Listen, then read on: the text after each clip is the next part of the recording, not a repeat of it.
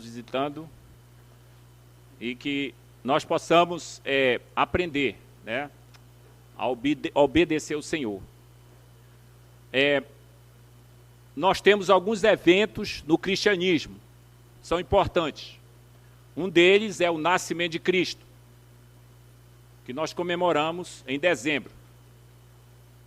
E depois nós temos a morte e a ressurreição, que é uma comemoração da Páscoa.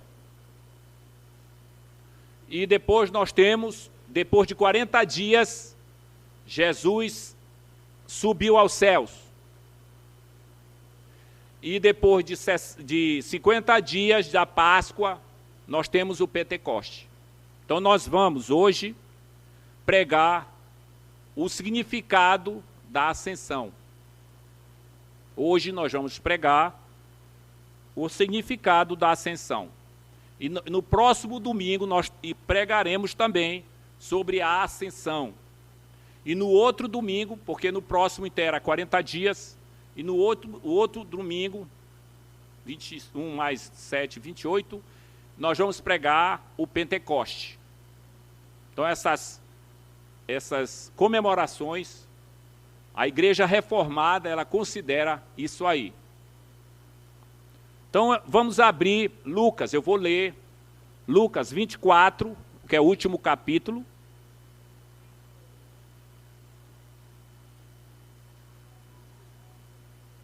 Você abre em Lucas 24, versos 50 a 53. Nós vamos orar. Senhor Deus Santo, Tu és o único Deus, além de Ti não há outro. E hoje Tu estás no céu, à direita de Deus Pai, intercedendo por nós e dominando todas as coisas. Senhor, que Tu venha transformar o nosso coração, que a nossa mente possa ser elevada até Teu trono, que nós possamos contemplar a Tua bondade e a Tua virtude. Nós te pedimos em nome de Cristo. Amém. Então vou ler aqui o significado da ascensão.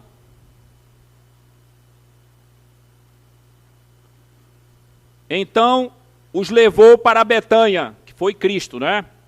E erguendo as mãos, os abençoou. E aconteceu que enquanto abençoava, ia se retirando deles, sendo elevado para o céu. Então eles, adorando-o, voltaram para Jerusalém, tomados de grande júbilo, e estavam sempre no templo, louvando a Deus. Então esse texto nós vamos trabalhar um pouco. Então, amados, há apenas duas descrições, duas menções no Novo Testamento, referente à ascensão, à subida de Cristo. Nós temos Lucas 24, que nós lemos aí, 50 a 51, e Atos de 1, 6 a 11. São dois relatos que nós temos sobre a ascensão. Mas é claro que no Novo Testamento se refere sobre essa glória de Cristo. O pano de fundo para a subida de Cristo para os céus está no Velho Testamento. Então, o Velho Testamento, ele vai apontar para Cristo. E quando quem está no Novo Testamento aponta para o passado, estavam as promessas lá. Então, o pano de fundo está nos Salmos. Aqui, nós temos o Salmo 24, que nós lemos, o Salmo 47, o Salmo 68 e o Salmo 110. Eles falam sobre a ascensão do rei. Eles retratam sobre a pessoa de Cristo. E aqui em Lucas, lembra que Lucas não era um discípulo que viu Jesus. Lucas era o historiador, era um médico que foi pegar os relatos de Pedro, entrevistar para montar o primeiro livro chamado Lucas, Evangelho de Lucas. E depois nós temos Lucas com Paulo em Atos. Então Lucas foi escrito o Evangelho por Lucas e Atos foi escrito por Lucas. As maiores partes no Novo Testamento foram escritas por Lucas. Então, nós temos aqui Lucas falando sobre a ascensão, essa palavra, a ascensão. Não é a palavra assim que a gente fala normalmente, né? Mas é a subida de Cristo. Então, Lucas fala aqui sobre isso, porque a única pessoa que já viveu, cuja as realizações estavam escritas no Velho Testamento, foi Jesus. Na história do mundo não tem ninguém assim. Os povos, vamos dizer, os reis, os homens importantes, não tem uma profecia sobre eles, mas tem uma profecia sobre Cristo. Então, Lucas fala sobre essa ascensão. Essa coisa é importante. Não só o nascimento de Cristo, como nós comemoramos, não só a paixão de Cristo, a sua ressurreição, mas nós temos a ascensão de Cristo. E se você analisar bem, tudo isso vai desembocar na pessoa, na ascensão dele. Então, Lucas começa sobre isso, nesses poucos versículos. Então, os levou, Jesus, para Betânia, e erguendo as mãos, os abençoou. Aconteceu que, enquanto os abençoava, ia se retirando deles, sendo levado para o céu. E eles, adorando, voltaram para Jerusalém, tomados de grande júbilo. Meus irmãos e amigos, a história de Jesus começou no céu. A história de Jesus começou no céu, e ele partiu do céu para a terra, e termina quando ele deixa a terra e vai para o céu. A história começa com o Filho de Deus, o Filho de Deus nascendo de uma virgem, e termina como o Filho de Deus ressuscitado dentre os mortos, assentado à direita de Deus Pai. A história começa com a esperança não realizada. Imagina para os discípulos, o nosso mestre morreu, mas termina com a esperança totalmente realizada. Começou com uma promessa, mas termina com uma nova promessa.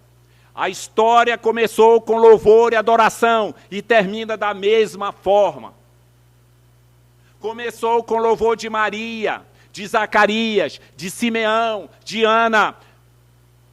Ok? Todos louvando a Deus pela pessoa do Messias. Trouxeram a Simeão, apresentou ao Senhor. Então a história começou no templo, quando Jesus foi levado ao templo para ser oferecido ali com Simeão. No entanto, somente Lucas recebe o privilégio de registrar esse evento da ascensão. Só Lucas recebeu esse privilégio de registrar isso. Nem João, nem Pedro, só Lucas. Lucas nos fala sobre a ascensão. É assim que termina o Evangelho de Lucas. E assim começa Atos, falando da ascensão. Por quê? Porque vinha a descida do Espírito Santo. Então, gostaria de traçar 3 coisas aqui sobre a ascensão. Primeiro, a ascensão miraculosa. Depois, a resposta. E depois, o significado da ascensão. Vamos começar a ascensão miraculosa. Então, os levou a Betânia, e erguendo as mãos, os abençoou. Aconteceu quando os abençoava, ia se retirando deles, sendo elevado para o céu. Então, Jesus conduziu os discípulos para Betânia. A Betânia ficava próximo de Jerusalém, perto do monte ali. E na forma discreta, ele leva os discípulos para lá. Ele vai ensinar. Jesus passa 40 dias, irmãos. Às vezes os crentes não tem noção de que Jesus passou 40 dias. Imagina, irmão, 40 dias, irmão. É 30 dias mais 10. É muito tempo. E Jesus convive com as pessoas durante 40 dias. Jesus come com as pessoas. Jesus faz os milagres que tem que fazer nos 40 dias. Imagina o que é isso, irmãos. Para os discípulos que estavam acuados, Mas Jesus, ele ali leva-os para Betânia. E se você voltar ao verso 36, quando Jesus apareceu aos seus seguidores, os apóstolos, você estaria de volta à noite da ressurreição. No verso 36, você estaria à noite da ressurreição. Foi quando ele apareceu, Pai seja convosco. E para provar que ele estava realmente vivo, ele diz, vocês têm alguma coisa para comer aí? E trouxeram-lhe peixe cozido, e ele comeu. Isto é, isso era para mostrar que ele não era espírito, mas ele era feito de carne. E podia comer. Você tem no verso 43, e ele comeu na presença deles, para mostrar que ele não era espírito, ele estava vivo. Porque os vivos comem. Você que está vivo hoje, você come. Você toma um refrigerante, você come. Os mortos, aqueles que morrem, quando você vai num velório, eles não comem. Quem come são os vivos que estão lá, tomam um café, um pãozinho, eles comem. Os vivos comem, os mortos não comem. E Jesus era vivo, ele comia. Verso 44, a seguir Jesus lhe disse, são estas as palavras que eu vos falei, estando ainda convosco. Importava que se cumprisse tudo o que de mim está escrito na lei, nos profetas e nos salmos. Aqui nós temos duas coisas. Mesmo Jesus vivo, ressuscitado, ele quer dar instrução das profecias do Velho Testamento, relacionada com ele.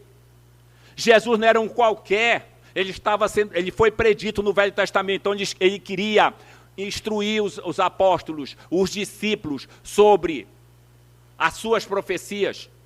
E outra coisa, ele queria a provisão de perdão dos pecados e a proclamação do Evangelho. Essas duas coisas Jesus veio para fazer, depois da ressurreição. Então, para os judeus, havia só três tipos na lei: os profetas, os escritos e a lei. Sempre eles dividiam o Velho Testamento assim. Mas Jesus sempre fala dos salmos. Jesus sempre fala de Deuteronômio, de Levítico. Jesus fala dos salmos. Isto é, as profecias estavam aí. E Jesus abriu a mente deles para eles entenderem da Escritura, que Jesus tinha que sofrer. Pedro não queria que ele sofresse, mas Jesus tinha que sofrer a morte, e Jesus tinha que ressuscitar, para que o homem tivesse vida, para que o homem tivesse salvação. Então Jesus estava ensinando ali, e a segunda coisa que ele faz aqui, foi dar uma comissão de proclamar o Evangelho. Deus queria que você proclamasse o Evangelho, não ficasse só para você. Lembra disso, o judeu, ele achava que era só ele que era o mais importante, e ele não falava do grande Senhor. Mas Jesus, quando chega, Jesus abre, o véu é rasgado, e agora abre para que todos tenham acesso a Deus através de Cristo. E é isso que o judeu não gosta, porque Jesus abre. No verso 49, eis que eu envio sobre vós a promessa do Pai. Então Jesus ia capacitar esses homens para eles serem fortes, para eles morrerem por Cristo. Às vezes a gente conversa com irmãos, não, mas se vier uma perseguição eu vou morrer por Cristo. Tu vai nada. Você é medroso. Você só vai morrer por Cristo com o Espírito Santo lhe dando intrepidez para falar e morrer. Você tem que ter intrepidez para falar e morrer. Porque você e eu somos covardes.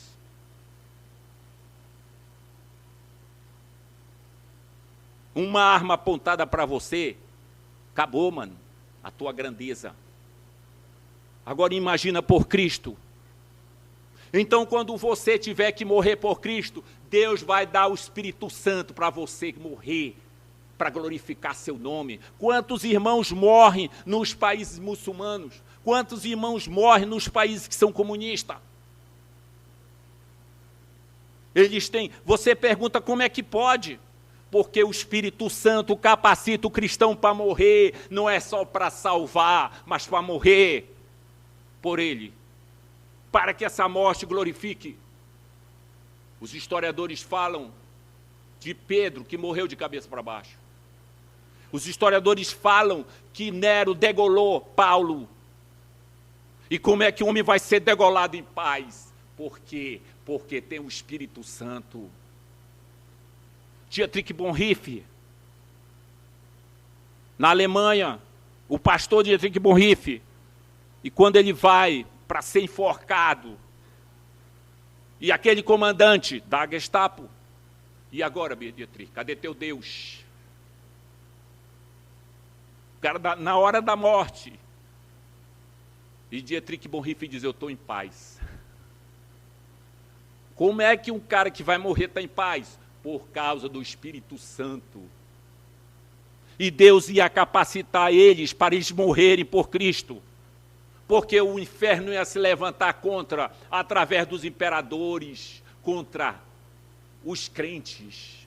Jogar na arena, para eles negarem. Mas eles morreram porque o Espírito Santo capacitou eles para morrer. E você, amado, só vai morrer por Cristo se o Espírito lhe capacitar, porque fora do Espírito você é covarde como eu. Então, os irmãos aqui, Jesus diz, fique na cidade, até que você seja um revestido do poder. Jesus diz para eles ficarem na cidade lá, de Jerusalém. Então, amados, Lucas, nós não sabemos aqui qual era o tempo e o lugar. Nós não sabemos, só sabemos que Jesus levou, ele só cita isso, levou para lá. Mas ele não diz o tempo ali. Mas Lucas nos relata, durante esses 40 dias, a obra de Cristo. E se você quiser saber mais sobre esses 40 dias, você vai para João 21. João 21 apresenta uma história maravilhosa e relata a interação do Senhor com seus discípulos lá na Galileia. Jesus toma o café com eles lá, e só é registrado isso. Mas Lucas, ele registra, em Lucas, em Atos, sobre essa pessoa de Cristo, sobre a sua ascensão, e registra que nós devemos ir para levar a palavra de Deus, que nós devemos levar o perdão de pecados. Então esse é o Evangelho. Jesus ressuscita, e ele durante 40 dias ensina os apóstolos, discípulos, a importância de entender o Velho Testamento, as profecias, mas de proclamar a salvação. Ele, Jesus, completou a teologia do Antigo Testamento, a teologia messiânica. Então, amados, ele preencheu a compreensão deles, eles não entendiam, mas Deus abriu o coração deles. Então, nós temos a promessa da vinda do Espírito Santo para capacitá-los para essa grande comissão. Pois João, a Bíblia diz, João batizou com água, mas vós sereis batizados com o Espírito. Então, os que estavam reunidos lhe perguntaram, Senhor, quando será o tempo da restauração? Não vos compete conhecer tempos ou épocas que Deus reservou para a sua exclusiva autoridade. Mas vocês vão receber poder. Descer sobre vós o Espírito Santo, sereis minhas testemunhas, tanto em Jerusalém como em toda a Judéia e Samaria até os confins da terra. Então Jesus comissionou ali, na Betânia. Quando eles estavam ali na Betânia, a Betânia é um lugar familiar para Cristo. Foi um lugar familiar. Foi lá que morava Marta e Maria e Lázaro. E quando Jesus queria certa tranquilidade, ele ia para lá, para Betânia. E Betânia ficava próximo de Jerusalém. Durante a Semana Santa, Jesus foi para lá, no sentido de que ele estava ali no Monte das Oliveiras. O Monte das Oliveiras ficava ali perto. Portanto, aquela pequena colina na parte de trás de Jerusalém, onde ficava Betânia, era um lugar muito importante no plano de Deus. Ficava o monte ali onde Jesus orou e ele foi preso. Mas Jesus levanta as mãos e abençoa eles. Esse simbolismo de levantar as mãos é que as bênçãos vêm apenas do céu. Tudo que você tem, irmão, meu amigo, tudo que você tem, foi Deus que te deu. tu não tem nada, porque quando tu morres, tu não levas nada. Nem a roupa tu levas, tu morre nu. A gente que veste, né? Eu já participei de 3. A gente manda vestir, dar banho, botar um perfume da Avon, né? Para cheirar. E bota ali aquela coisa, maqueia, faz o maqueia. Mas morto. Não leva nada. Tudo que você tem, Deus te deu. Ah, mas eu sou de Cristo. Deus te deu. Ah, mas eu não quero saber de Cristo. Deus te deu a vida. Ele é o dono da vida. Tudo que você tem pertence a Ele. Nós lemos no Salmo 24, ao Senhor pertence a terra e tudo que neles há. Então você não tem nada. Toda a nossa vida está na mão dEle. E aqui Ele nos abençoa. Ele abençoa os irmãos. Efésios 1, 3 diz assim, ó, fomos abençoados com todas as bênçãos espirituais nas regiões celestes. Deus nos deu todas as bênçãos que nos conduzem à vida e à piedade. Então essa promessa pela graça é que Deus demonstrou em Cristo para nós. Então a bênção da salvação, quem tem é Cristo, porque Ele morreu, ressuscitou e Ele ascendeu aos céus. Então nós temos garantia de que nós seremos levados com Ele. Que nós, quando morrermos, estaremos com Ele. E o que Ele tem dito para você? A graça eterna é sua. A misericórdia eterna é sua. A salvação eterna é sua. O conforto é seu. A paz é sua. Eu prometo a você o meu cuidado, o meu amor. É isso que Deus faz, é isso que Jesus faz por discípulo, e Ele faz para todo aquele que segue Ele. Eu prometo a você todas as coisas novamente que eu prometi. Eu prometo a você que eu vou cuidar de você, Deus que cuida de você. Você não cuida nem de uma mosca. Você não domina nem uma mosca. Quando você se invoca, você mata ela. Você não domina ela, mas Deus domina você. Até o teu pecado é dominado.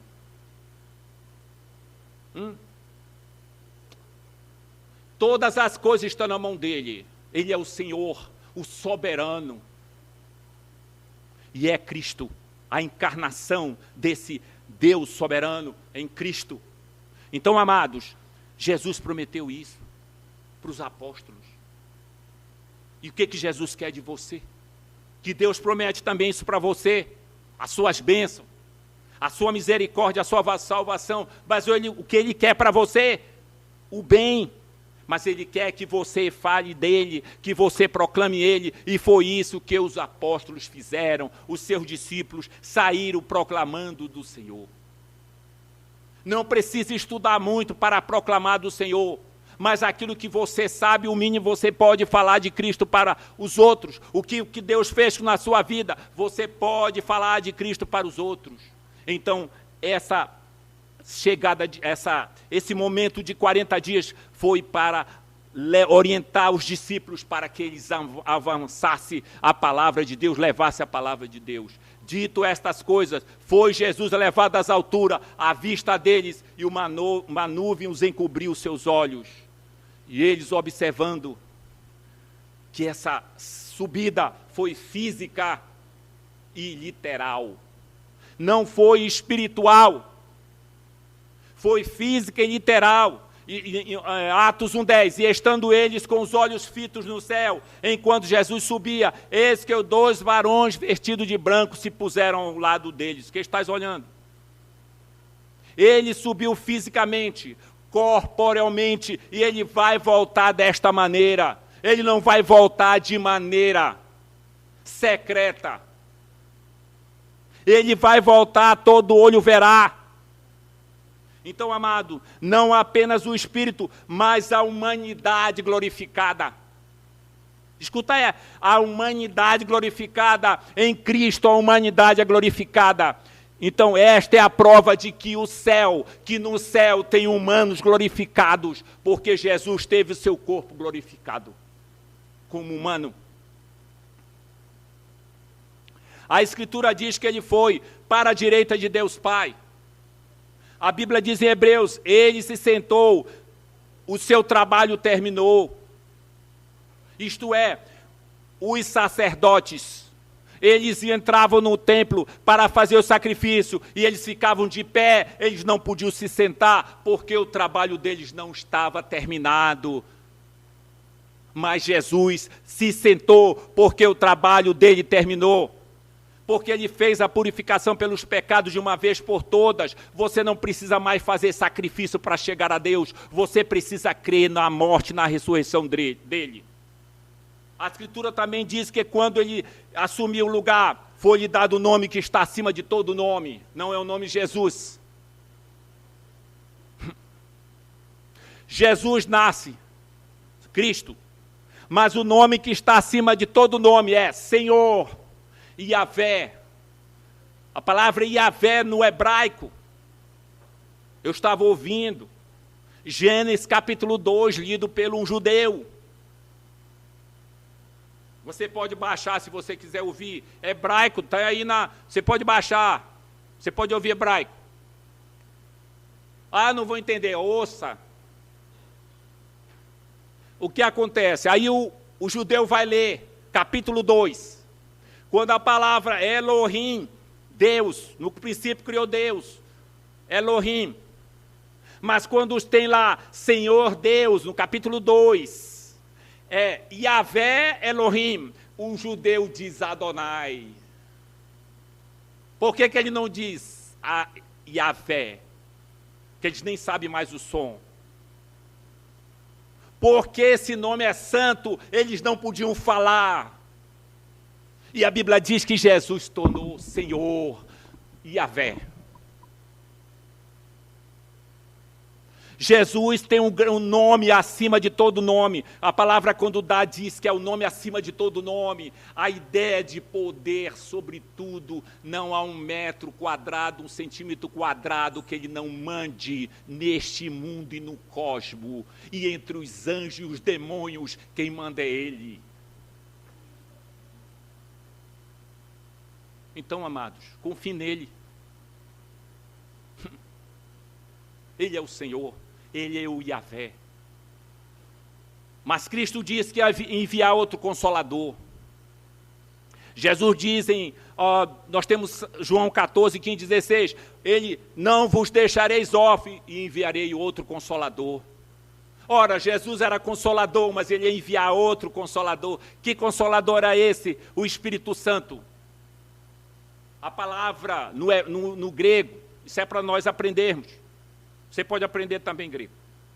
A palavra no grego para outros, tem 2 palavras, alos e héteros. Héteros, outro de um tipo diferente, heterodoxo. Héteros, outro de um tipo diferente. E alos, do mesmo tipo, da mesma substância. Então, quando Jesus diz, eu vou enviar outro Consolador, alos, eu vou enviar outro igual a mim. Eu vou enviar Deus, Espírito, para cuidar de vocês. Então, o outro Consolador é o Espírito Santo. Na sua ascensão, ele vai enviar o Espírito Santo. Na sua ascensão, ele derrama o seu Espírito sobre você, irmão. Para você ser crente. Para você falar de Cristo, para você não ter vergonha de que você é dele. A segunda coisa, a resposta. A resposta, qual foi a resposta dele? Qual foi a resposta dos discípulos? Eles entenderam que Jesus cumpriu o Velho Testamento. Eles entenderam que Jesus tinha que morrer, tinha que sofrer. Eles entenderam isso. Qual foi a resposta deles? Olha aí a resposta dele. Eles explodiram em adoração e louvor ao Senhor. Foi essa a resposta deles. É essa a resposta que Deus quer que você tenha todos os dias. Louvar e agradecer a Deus pela salvação que Ele deu para você. louvar e agradecer a Deus pela bênção que Ele deu para você, pela vida que você... Amanhã você estará vivo. Você está vivo pela graça, pela bondade, pela misericórdia dEle, apenas isso. Então Deus quer que você responda a Ele com louvor e adoração. Foi isso que eles fizeram. Uma adoração diferente, irmão. Como eu estou falando diferente? Porque era um homem, Deus. Imagine isso na cabeça do judeu. Um homem Deus. Que isso? Mas eles explodiram de adoração, porque aquele homem que morreu e ressuscitou, estava glorificado, tinha corpo, podia comer, podia sumir, podia aparecer, podia fazer coisas extraordinárias, e ele era Deus homem. Agora eles entenderam tudo, irmãos. E todas as perguntas foram respondidas ali. Ó, irmãos, ele morreu, os discípulos ficaram acuados, ficaram medrosos. E aí, eles, quando durante 40 dias convivem com Jesus, o Redentor, o Filho de Deus está ali, e eles adoram, proskineo, eles adoram, e louvor, algo extraordinário ocorre ali. Adoração, adoro somente o Deus, a Deus, o primeiro mandamento, ame o Senhor, seu Deus, de todo o coração, alma, mente e força, não tem outros deuses, mas estava ali um homem, Deus. Imagina isso na cabeça do judeu. Essa é a única coisa que o judeu não gosta em Jesus, porque ele é Deus. Como é que Deus pode ser um homem? Mas Cristo é Deus homem, 100% Deus e 100% homem. Isso faz parte da palavra de Deus. E eles voltam para Jerusalém. Jesus, vão para Jerusalém. E eles estão ali esperando a descida do Espírito Santo. Paulo diz, em Confissão Comum, grande é o mistério da piedade. Paulo diz, falando de Cristo, aquele que foi revelado na carne, vindicado no Espírito, visto pelos anjos, pregado entre as nações, crido no mundo e recebido na glória. Este livro começa com Simeão, Lucas, e termina no templo, adorando o Senhor, e termina adorando o Senhor na eternidade ali. Os anjos vão adorar o Senhor. O Deus homem chegou. Paulo chama Jesus de Senhor, Kyrios. Então, hebraico, Yahvé, Javé, Jeová. Em grego, Kyrios. Paulo diz que Jesus é o Kyrios. Não é acaso um homem promovido à divindade. Não é isso. Escuta bem. Não é um homem promovido à divindade, pois ele é eternamente na forma de Deus, e sendo igual a Deus, se humilhou até a natureza humana, mas ele é humilhado, mas encarnado. O Deus encarnado, Jesus, andou entre as pessoas, e durante 40 dias andou ali o Deus homem.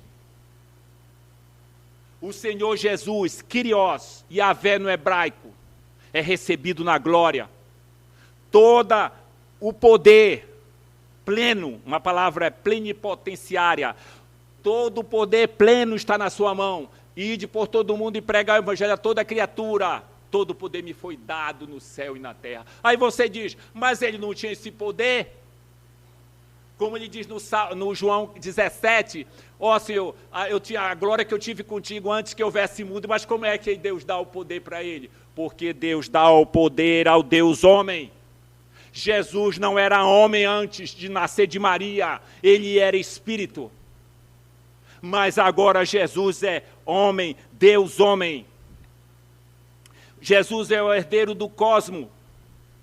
E assim como ele voltou, como ele subiu, ele vai voltar na sua ascensão. Jesus é o Theotropos. Jesus é o Deus homem, que é adorado no céu. Quem está à direita de Deus Pai é o Deus homem, é um homem glorificado lá, representante nosso diante do Pai. Então Jesus exibe publicamente a sua conquista sobre os seus inimigos, triunfou sobre a cruz. Jesus na cruz cravou aquilo que era contra você, foi cravado na cruz, e Jesus triunfou através da sua morte e da sua ressurreição. Então, amados, nós estamos na arca, que é Cristo.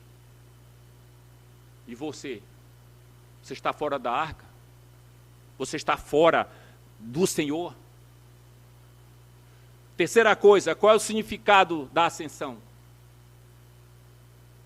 Algumas coisas para nós aqui. O significado. Primeiro, consumou a obra da redenção. Aconteceu que enquanto abençoava, ia retirando dele, sendo elevado para o céu. Então, a sua subida mostrou que Deus aceitou o sacrifício. Que Deus aceitou o sacrifício pelos nossos pecados. E você hoje pode ter salvação, não é porque você faz boas obras, não é porque você lê Bíblia, não é porque você dá dízimo ou oferta, não é porque você fala de Cristo, você obtém a salvação por causa da morte, da ressurreição de Cristo, porque isso satisfez a obra de Deus. Deus só aceita justo para o céu, Deus não aceita pecadores para o céu, só aceita justo, e para você entrar lá, você tem que passar por Cristo. Por que o cara vai para o inferno? Porque ele não creu em Jesus. Não. Ele vai para o inferno porque ele é pecador. Toda alma que peca deve morrer. Não precisa fazer um pecado para ser pecador. Você faz pecado porque você é pecador. E como é que você vai estar diante de Deus? Você só pode entrar diante do Santo se você entrar por Cristo, que é o Deus homem, que é o nosso representante lá. Então a obra da redenção foi consumada. Quando Jesus diz está consumado, tudo que Deus exigiu de justiça foi na cruz. Nós não temos justiça, a nossa justiça é como trapo de imundície. Não tem valor. A tua justiça não tem valor para Deus. Toda justiça só tem valor em Cristo, porque Ele é a justiça de Deus. E você tem que se revestir dessa justiça. Em segundo lugar, é o fim da humilhação. Leve-me de volta para a glória que eu tive contigo antes que houvesse mundo. Isto é, o Theantropos, Deus homem, e volta para Deus com um corpo glorificado, e você terá um corpo glorificado como Jesus, se você crê nele. Nós seremos semelhantes a ele e havemos de vê-lo como ele é. Observa bem, ninguém jamais viu a Deus, mas a Bíblia diz que nós veremos, porque nós seremos semelhantes a Cristo. Teremos o corpo glorificado para vê-lo, como diz em Apocalipse 5. Em terceiro lugar, a ascensão marcou a sua exaltação e coroação. Então, Deus lhe deu o nome que está acima de todo nome, Yahvé, Kyrios. Ele manda em tudo, os demônios todos, os seres e todos os seres que ele criou que nós não temos acesso, estão na mão dele. Em quarto lugar, sinalizou o envio do Espírito Santo. Se eu não for, não posso enviar o Espírito. É melhor que eu vá. Se eu for, eu vou enviar o Consolador, outro Consolador, o Espírito Santo, que estará com você o tempo todo. Então, o que capacita você para amar o Senhor, para morrer pelo Senhor, para falar de Cristo, para andar com Cristo, para ser fiel até a morte, é o Espírito Santo. Se você for chamado por Cristo, você vai ser fiel até a morte. E uma pessoa, conversando com ela, ela perguntou, Kid, até a morte mesmo? Eu digo, até a morte. Mas só é fiel até a morte se tiver o Espírito Santo. Porque senão, daqui um tempo vai embora. O mundo é melhor. Em quinto lugar, a ascensão marcou o início da preparação para o nosso lar celestial. Jesus foi para lá, não se turbe o vosso coração, crede em Deus, crede também em mim. Na casa de meu pai muitas moradas, se assim não fosse, eu vos teria dito, vou preparar o lugar para que você vá para lá. Então nós cremos que nós, quando morrermos, estaremos na presença de Jesus. Sexto lugar, a ascensão marcou a passagem da obra da evangelização para os seguidores. Não é mais Jesus em carne falando do evangelho, mas agora é os seus discípulos falando do evangelho. Você que está aqui, que crê no Senhor, você tem que falar do evangelho. Jesus transferiu isso para você. Sétimo lugar, a ascensão sinalizou a liderança do nosso Senhor sobre a igreja. O cabeça da igreja é Cristo. A igreja não é a igreja presbiteriana, a igreja batista, a igreja anglicana. Não. A igreja são todos aqueles que foram chamados por Jesus, que tem o Espírito Santo, é chamado da igreja, a igreja invisível. Ele é o cabeça da igreja. Deus só tem um povo, Deus só tem uma igreja. Deus não é a cabeça de Israel, Deus é a cabeça da igreja. Israel tem que estar debaixo da igreja para a salvação. Também o judeu precisa crer em Jesus para a salvação. É assim que a Bíblia ensina, é assim que o cristianismo ensina. Jesus é o cabeça da igreja, ele é o dono da igreja, quem manda na igreja é ele. Às vezes você conversa com alguém, mas se aquele irmão morrer, como é que ele vai fazer?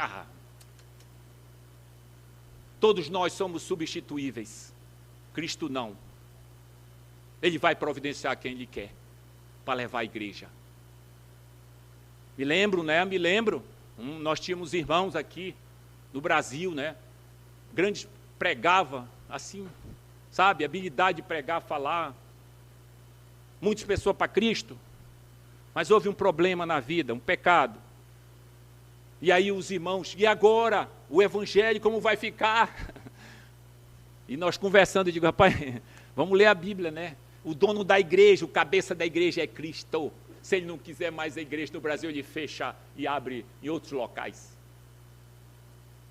Ele é o cabeça. O oitavo lugar, marcou o seu triunfo sobre Satanás. Ele veio para destruir as obras do diabo.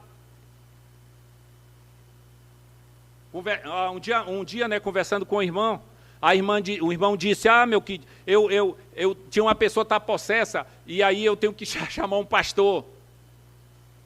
Digo, não precisa chamar pastor, não. Não. Você não crê em Jesus? Creio. Você crê na morte, na ressurreição? Creio. Você crê no Espírito Santo? Creio. Então você tem autoridade para dizer para o diabo para ele sair. Por quê? Porque quem venceu o diabo foi Cristo, não é a tua palavra, é a palavra de Cristo. Então todo crente tem autoridade para orar para alguém ser curado e para dizer não para o diabo. Só o crente tem isso, porque ele tem o Espírito Santo. E o diabo não pode possuir o crente. Ele pode fazer ingerência, pode querer enganar, mas ele não pode entrar no corpo do crente, porque o crente ele é templo do Espírito Santo, e o diabo não tem acesso a isso. Então não fique aí preocupado, quem venceu foi Jesus, ele é o cabeça, ele esmagou a cabeça da serpente, ele é o supremo, e o diabo é apenas um capataz dele. E só isso, um capataz.